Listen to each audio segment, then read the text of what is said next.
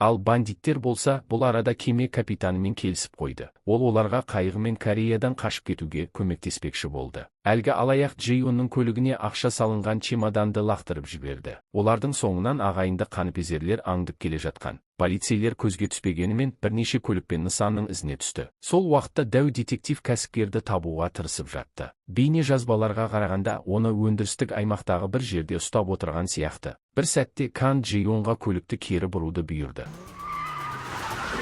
Олар бағыттарын тағы 5 рет өзгертуге мәжбүр болды. Мұндай қарқынмен полицейлер олардан көз жазып қалуы немесе өздерін әшкерелеп алуы мүмкін еді. Ұзақ ізденістен кейін детектив кәсіпкерді ұрлап әкеткен көлікті тапты. Демек, ол осы маңда. Полицей еркекті бөлмелердің бірінен тауып, сыртқа алып шыға бергенде, кенет Кан пайда болып, оның бүйіріне пышақты бірнеше рет сұғып алды. Бақытқа орай, қосымша күш келіп үлгеріп, жендет бастаған ісін аяқтай алмады. Кан қашып кетті. Кәсіпкер құтқарылды, демек, ағайындыларды қамауға алуға болады. Басшысы оларға тезірек қашу керектігін ескертті. Бірақ бандиттер бірінші болып шабуылдады. Жанын шүберекке түйген алаяқ жерасты тұрағына қарай қашты. Ол ақша толы чемоданға көптен бері көз тігіп жүрген еді. Джейон көліктен шыққан бойда ол ақшамен бірге көлікті айдап кетті. Ағайындылардың бірі көлікке жабысып алғанымен жүргізуші оны оңай сілкіп тастап қашып үлгерді. Қаныпезер аса қатты жарақат алған жоқ. Сондықтан балтасын алып, жас полицейге тап берді. Дәл уақытында әріптесі көмекке келді. Жігіттер бандитті ұстап алып, бар пәрменімен көліктің терезесіне соқты. Осылайша ағайындылардың бірі тұтқындалды. Ал екіншісі пышағымен Джейонның соңына түсті. Әйел сауда орталығына тығылмақ болғанымен, жендет оны бәрібір қуып жетті.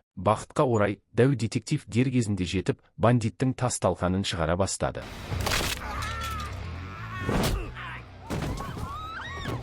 Сәтсіз эскалатор бандитті қайтадан полицейге алып келді. Забирайте. Он что, его убил?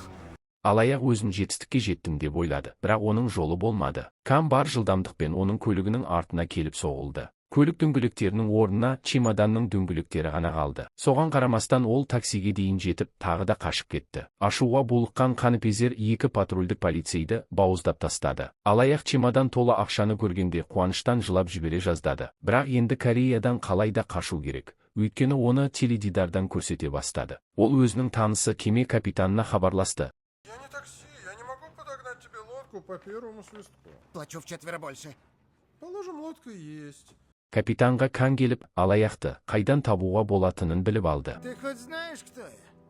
Кан оның нағыз сайқымазақ екенін түсініп, тіпті өлтіргісі де келмеді. Бірақ бекер істеді, өйткені алаяқ жендеттің қай автобусқа мінгенін көріп қалып, бірден дәуге хабарласты. Туннелде жол бұғатталды. Автобус салонына сыпайы дәу кіріп, жолаушылардан 1 минутқа шыға тұруды өтінді. Кан полицейге олжаны 50-50 бөлісуді ұсынды. Мұндай шкафпен төбелескенше келіскен оңайрақ еді. Бірақ та оның орнына қолына белбеуін орап алып, оны сабай бастады. Кан полицейді 1-2 рет пышақпен тіліп үлгергенімен, оның сәттілігі осымен аяқталды.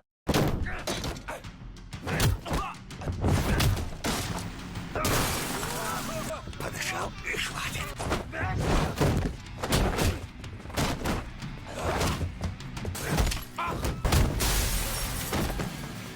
Кан жабайы аң сияқты соңына дейін қарсыласты. Қимылдауға шамасы келмей қалғанда қорқытуға көшті. Я убью тебя и семью твою. Ой, намусорил я тут, черт. Алаяқ қайғыдан ішіп алды. Сөйтсе, дәу оның жолын баяғыда кесіп қойған екен. Әлі таксиде жүргенде ақ ол ұрыға әрбір банкноттың сериялық нөмірі жазылып алынғанын айтқан еді. Оған қашып құтылу мүмкін емес. 13 адамды өлтірген Кан мен оған тапсырыс берген миллиардер бәрі де жауапкершілікке тартылды. Барда капитан қылмыскерді ұстағандарын атап өту үшін 30 жылдық ликер ішуді ұсынды.